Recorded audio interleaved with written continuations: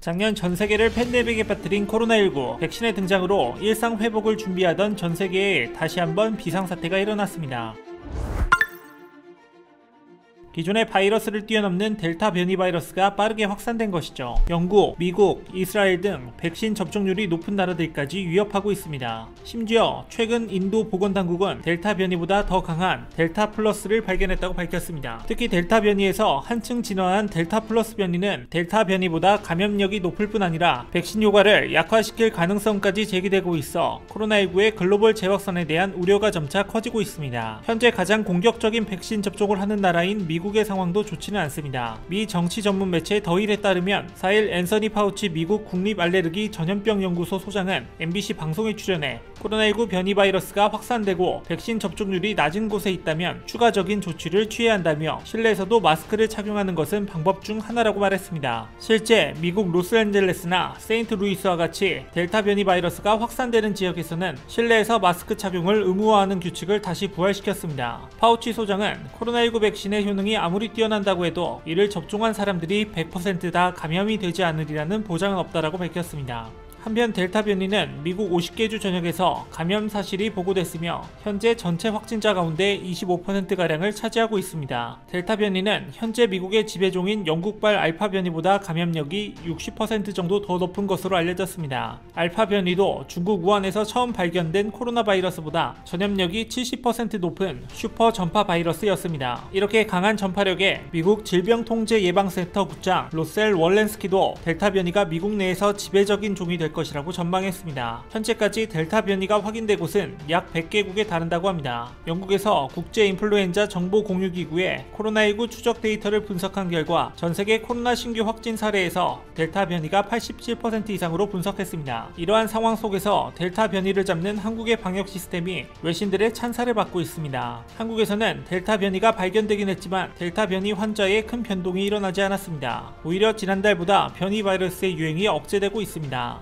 한국이 델타 변이의 유입을 어떻게 통제하고 관리하고 있는지는 국립인천공항검역소 검역 강화 대응 보고라는 보고서에 모두 나와 있습니다. 세계가 한국 방역에 주목한 점은 선제적 대응이었습니다. 4월 27일 WHO는 델타 변이의 전파력이 다른 변이주에 비해 높을 가능성이 있다는 판단을 내렸습니다. 이에 앞서 한국질병관리청은 4월 14일부터 인도발 입국자에 대한 검역을 강화해 발열 기준을 고막 체온 37.3도로 조정했습니다. 4월 21일부터는 인도 체류 입국자의 전수조사를 감행하며 방역 조치를 강화했습니다. 4월 30일부터는 1박 2일 시설 검사 후 격리, 5월 4일부터는 입국 후 7일간 시설 격리, 5월 4일부터는 입국 후 7일간 시설 격리 퇴소 전 추가 검사 및 결과 음성 확인 후 자가 격리 7일 전환으로 지침을 바꿨습니다. 이렇게 빠르고 체계적인 대응 덕분에 한국에서 36명의 델타 변이 감염자가 확인되었지만 델타 변이 확진자들을 조기 분리할 수 있었습니다. 그로써 지역사회 유입을 늦출 수 있었던 것이죠. 즉 WHO의 경고가 있기 전 선제적 대응으로 델타 변이 유입을 잡아낸 것입니다. 물론 델타 변이는 언제든 위협이 될 수 있다는 점에서 아직 안심할 단계는 아닙니다. 그래도 외신들이 한국이 변이 바이러스를 잘 통제해왔던 것은 입국관리 등의 방역 시스템이 효과적이었다는 것을 증명한 것이라며 보도하고 있습니다. 코로나 초창기에 외신들에게 극찬받던 한국의 방역 시스템을 다시 한번 재현한 셈입니다. 한국의 이런 상황에 가장 열등감을 느끼는 국가가 있죠. 바로 일본입니다. 이러한 소식을 전해들은 일본은 자국의 상황에 한탄하며 한국을 부러워하고 있습니다. 특히 일본은 델타 변이로 다시 팬데믹의 기로에 놓였습니다. 일본 정부는 끝까지 올림픽 개최를 강행하려는 이기적인 입장을 고수하고 있습니다.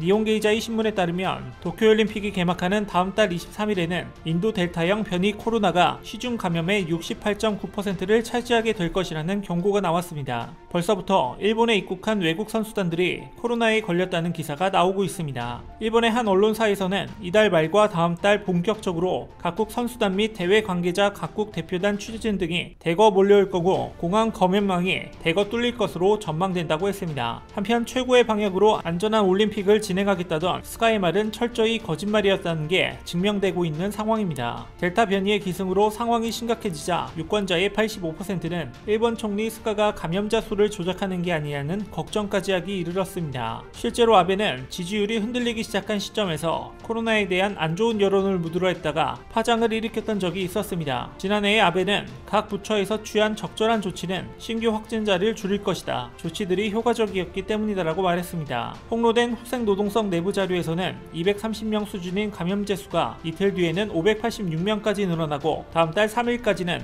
3,370명까지 증가하는 것으로 관측되었기 때문입니다. 보건부처에서는 2주 뒤에는 감염자가 15배나 폭등할 수 있다고 본 것입니다. 부처에서 취한 조치는 확진자 수를 줄일 것이라고 말한 것입니다. 이렇게 한국과 일본이 전혀 다른 세상이라는 걸 체감하고 있는 일본인들은 패닉에 빠지고 말았습니다. 일본인들의 이런 패닉 속에 한 번 더 불을 지피는 일이 있었습니다. 바로 한국의 제약회사에서 코로나 치료제 개발에 힘을 쏟고 있었습니다. 특히 셀트리온은 자체 개발한 코로나19 항체 치료제 레키로나의 동물 효능 실험에서 인도 델타형 변이에 대한 방어 능력을 입증하겠다고 25일 밝혔습니다. 앞서 이날 보건당국은 세포주 수준의 코로나19 변이 바이러스에 대한 레키로나의 효능을 분석한 결과 비변이군과 비교했을 때 델타형 변이에 대한 바이러스 무력화 능력인 중화능이 현저히 떨어졌다고 발표했습니다. 셀트리온은 인도발 델타형, 브라질발 감마형 변이에 대해 실제 인체에서의 효능을 가늠해볼 수 있는 동물 효능 실험을 수행 중으로 내달 초까지 순차적으로 결과를 도출하면 신속히 발표할 계획이라고 밝혔습니다. 셀트리온은 인도발 델타형 및 브라질발 감마형의 세포주 수중 중화능 수치가 남아공발 베타형 변이보다 우수하므로 동물 효능 실험에서도 좋은 결과를 기대하고 있다고 밝혔습니다. 아울러 셀트리온은 국내외 기관과 협력해 세포주 수준에서의 실험과 동물 실험을 통한 효능 분석에 집중하고 전 세계에서 산발적으로 발생하고 있는 코로나19 바이러스 변이에 대한 레키로나의 대응 능력을 지속해서 검증하겠다고 덧붙였습니다. 한편 셀트리온이 레키로나주가 유럽의약약품청에 조건부 허가를 받은 가운데 올해 레키로나주와 관련한 매출이 1조 2천억 원에 달할 것이라는 전망입니다. 29일 최근 한 제약바이오 포럼에서 셀트리온은 레키로나주 생산 규모를 최대 320만 도즈라고 언급했다라며 지난해 생산에 현재 확보하고 있는 레키로나주는 10만 도즈이고 올해 1공장에서 130만 도즈를 생산할 예정이라고 설명했습니다. 이어 시장 수요에 따라 탄력적으로 대응해 이 공장에서 추가로 130만 도즈와 해외 CMO를 활용해 약 60만 도즈를 추가 생산할 수 있는 상황이라며 다만 당사에서 추정하고 있는 최대 생산량은 200만 도즈로 보고 있다고 설명했습니다. 다른 제약사 진원생명과학은 먹는 코로나19 중증 방지 치료제 GLS-1027의 글로벌 임상 이상을 북마케도니아에서 승인받았다고 밝혔습니다. 임상 이상은 병원에 입원한 중등증 코로나19 환자를 대상으로 GLS-1027을 투여해 증상 악화를 방지하는지 평가합니다. 현재 북마케도니아 5개 임상기관에서 진행되고 있습니다. 미국과 푸에르토리코에서도 GLS-1027 임상 이상을 진행 중입니다. 식품의약품안전처와 유럽연합 신약청도 각각 국내와 불가리아에서 임상 승인을 검토 중입니다.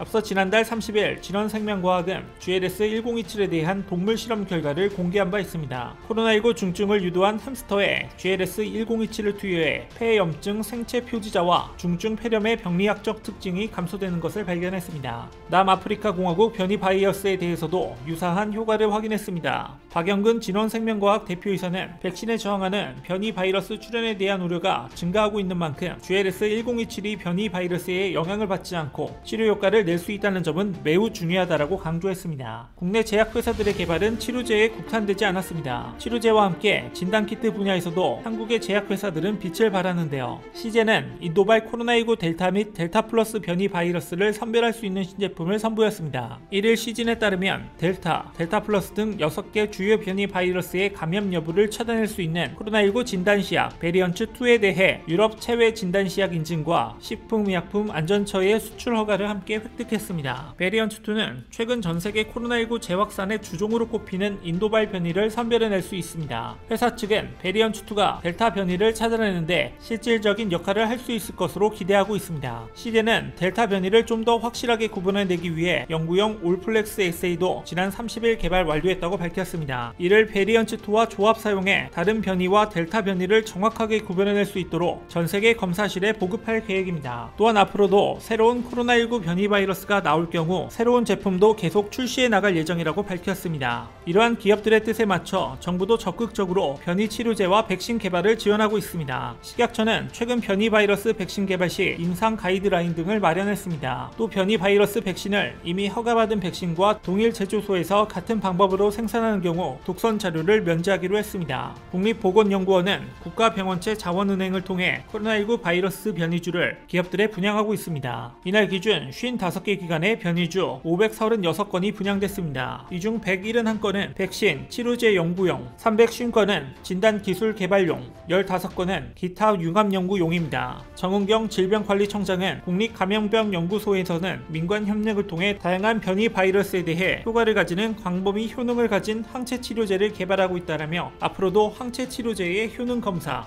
병원체의 분양, 배양 등을 적극적으로 진행하겠다라고 말했습니다. 이처럼 코로나 백신은 인류의 의료기술보다 월등히 빠른 속도로 진화하고 있습니다. 바이러스에 맞춰 개발된 백신은 바이러스 변이에 의해 그 기능이 약해질 가능성이 많습니다. 그러한 이유로 백신이 나왔음에도 불구하고 한국의 제약사들은 치료제 및 진단키트에도 아낌없는 투자를 하고 있는 것입니다. 코로나 팬데믹은 우리의 기술로 전 세계의 대한민국의 위상을 뒤높이는 계기가 될 것입니다. 혹시 주식하시나요? 앞으로 델타 바이러스 관련해 상승할 바이오 종목이 궁금하시다면 오른쪽 버튼을 클릭해주세요.